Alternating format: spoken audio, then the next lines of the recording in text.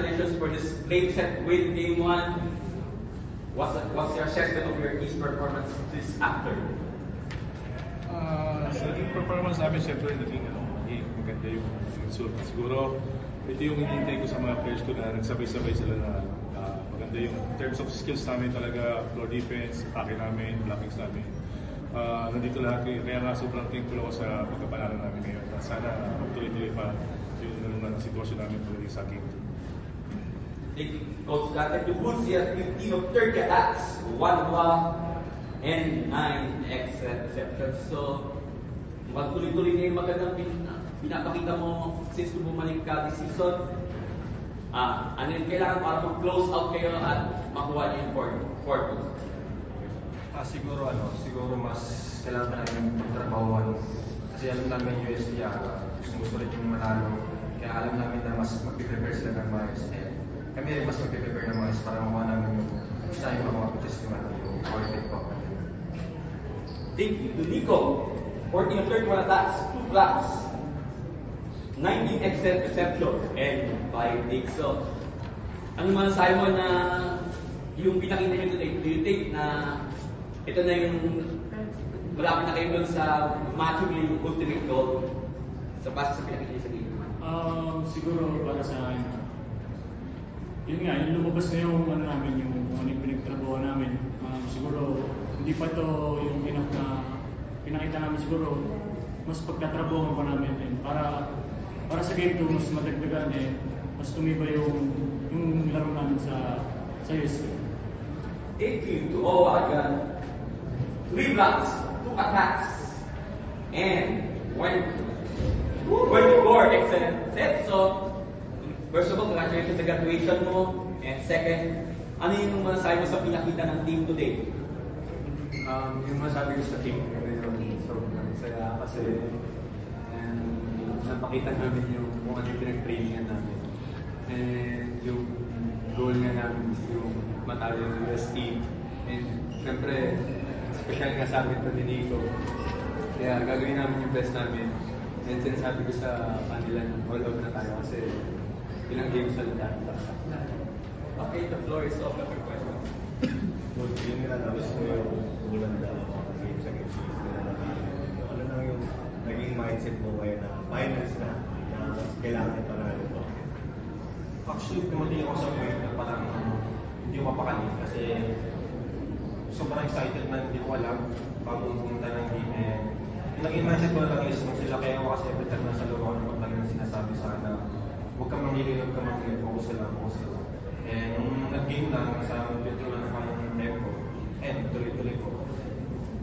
Pero coach, gaano ka lang bagay na ngayon may roots na kasi nung unang nakaharap niya yung USD, wala pa siya. Siguro na dumating si Woods, mas tumaas yung porsyento namin talaga. Hindi naman tumaas talaga in terms of atake namin. Every time na may mga crucial point kami na kailangan namin ng puntos, nandun siya. Kaya siguro yung naging lamang namin ngayon sa USD. Kasi before na nakalaban namin sila talagang medyo pagdating ng mga end na ng set na doon kami na kakaproblema. Kaya ngayon siguro mas nagustuhan namin yung naging performance ko din kasi every time na mga crucial points namin natin siya sa okay dito bilang nasin nyo na nga sa interview din. Paano nyo lang iipigilan siguro yung gigil para manalo, para maging steady pa rin yung focus nyo na matapos ng championship at makuha nyo yung ultimate goal for him? Totoo lang ako, kagabi pa excited. Yung Maxel ko, gusto na maglaro. And yung gigil, siguro kasi alam namin na yung US team malakas sila. And pag nag-relax kami, matatalo kami sa akin. So, yung gigil, nilalabas na lang namin siguro sa pagsigaw. Pag nakaka-score kami, doon na lang. Pero yung gigil na makascore agad, siguro iniiwasan namin kasi kung kami mas nagkakaya. Para sa akin, yan, kagabi, nag-isip din ako kung paano natin nagkalunin yung USD. Bago matulog. Actually, hindi ako makatulog ng maaga. Hindi ako nakatulog ng maaga. Kakaisip kung paano tatalon yung USD, kung paano yung gagawin namin. So yun, effective naman kasi nagawa namin yung kung ano yung goal namin. siguro, yun nga, last na namin yung siguro yung tamang guide ng ibibigay namin sa mga bata para paglabas namin, sila naman yung magdadala ng team. Okay. Game to what can you say?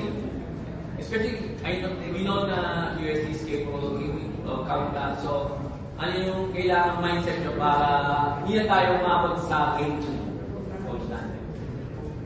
Well, sa amin, no, basta lagi mo din naman, continue lang namin yung ginagawa namin. Mula nung simula kami nag-start ng pandemic talaga, nakapokus talaga kami sa goal namin na madominate namin yung volleyball dito sa UAP. Siguro unti-unti nagkakaroon ng lakas ng loob dahil kasi minensi talaga namin na hanggat maaari hindi kami pwedeng mag-relax sa mga ganitong sitwasyon. Although siyempre dumarating yung time na talaga na may mga nagtalo ka, pero sabi ko nga sa player ko, every time nasa loob tayo ng court, kung naman yung ginagawa natin, laging sistema natin, lagi yung ibibigay na yung best yun para hindi tayo magka-problema. In terms of sa game kasi, yung game adjustment is kailangan talaga namin kasi ang problema namin kasi minsan yung sarili namin naging problema kaya siguro yun nagiging maganda yung resulta. Pero sabi ko nga sa kanila, sa kailan natin simple na pa rin kung ano yung gusto natin talagang gawin dito sa UAP. And to the seniors, Boa, to Nico, of course, syempre, gusto nyo na matapos agad. So, ano yung mindset nyo para maging maganda yung pagtatapos sa career nyo sa UAP? Okay. Yung goal namin is, syempre, yung mag-forfeit kami. Syempre, hindi naman namin makuha ng madali yun kung hindi namin pagtatrabaho. Syempre, bukas, sa mga susunod na araw, pagtatrabaho pa namin kung ano pa yung mga pagkukulang na. Yun nga, nasabi na rin dito na pagtatrabaho namin. And syempre, UST, yung coaching staff nila, magagaling din. So, pag-aanda namin yung adjustment na gagawin nila. And syempre, mag-a-adjust din kami. Kung ano rin yung pwede namin ma-improve pa, and kung ano pa yung pwede namin maging advantage sa game namin sa UST. Congratulations, Coach Dante.